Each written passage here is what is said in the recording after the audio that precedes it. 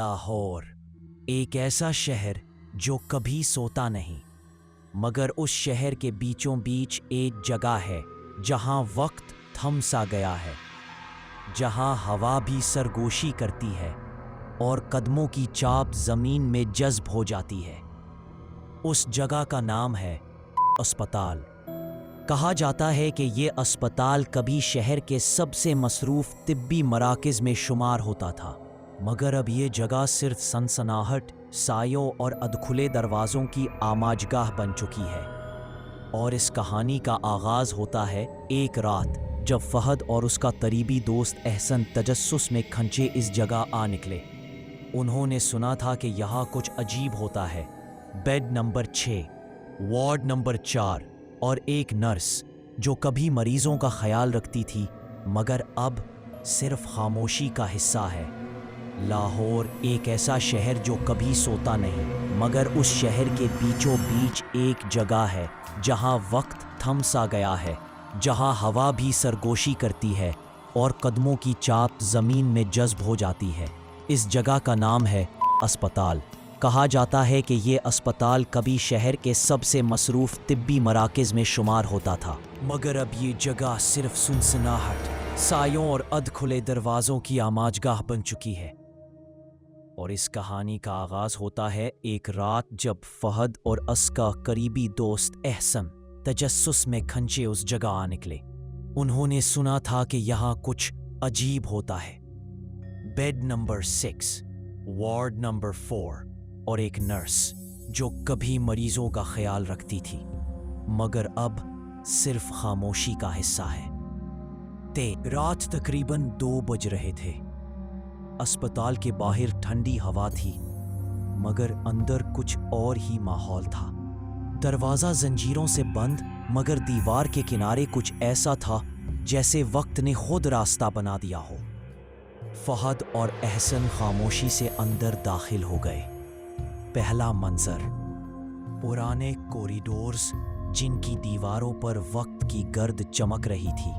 फर्श पर पुराने कागजात, टूटी टांग वाली कुर्सियां और कभी कभार किसी दरवाजे की आहट। फहद ने आहिस्ता से कहा, ये सब छोड़ो, वार्ड नंबर 4 कहाँ है?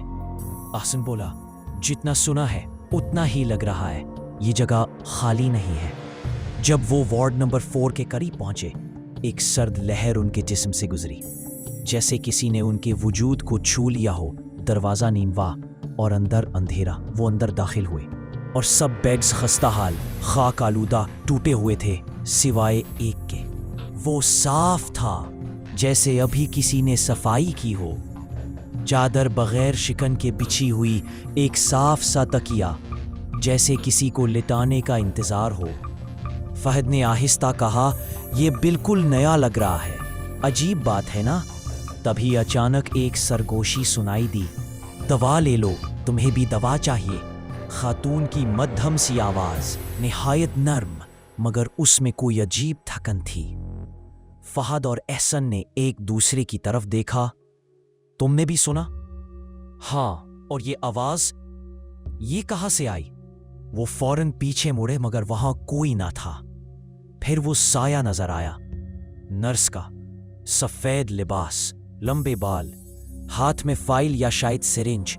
मगर जैसे ही फहद ने नजर जमाकर देखने की कोशिश की, साया गायब। इसी लम्हे दरवाजा धमाके से बंद हो गया।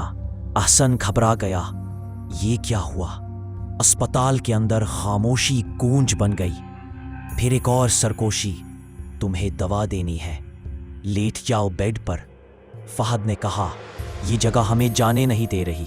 फिर बेड नंबर 6 की चादर खुद ब खुद हिलने लगी, जैसे किसी ने बैठने की जगह बनाई हो। एहसन आहिस्ता आहिस्ता बेड के करीब हुआ। इसकी आंखें जैसे खाली हो रही थी, उसके कदम बेख्तियार थे और वो बेड पर बैठ गया। चादर ने खुद ब खुद उसे ढांप लिया। उसके लबों पर एक अधखुली मुस्कुराहट और आंखें बस खला में घूरती रही। फहद ने उसे झंझोड़ा, एहसन क्या कर रहे हो?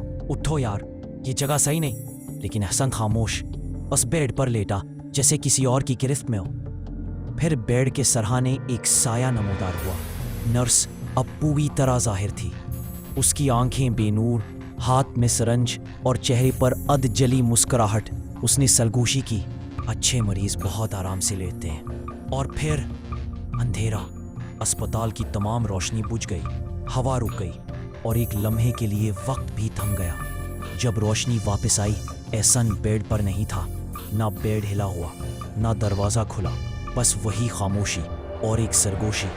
एक और दवा दे दी गई। क्या फहद आहसन को वापस ला सकेगा? क्या बेड नंबर 6 सिर्फ एक लानत है या जिंदा रूहों का कैद खाना?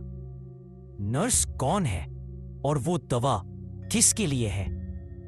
बाब 2 में अस्पताल का पुराना माजी खुलने वाला है और वो राज जो सिर्फ मरीजों को पता चलता है मरने के बाद।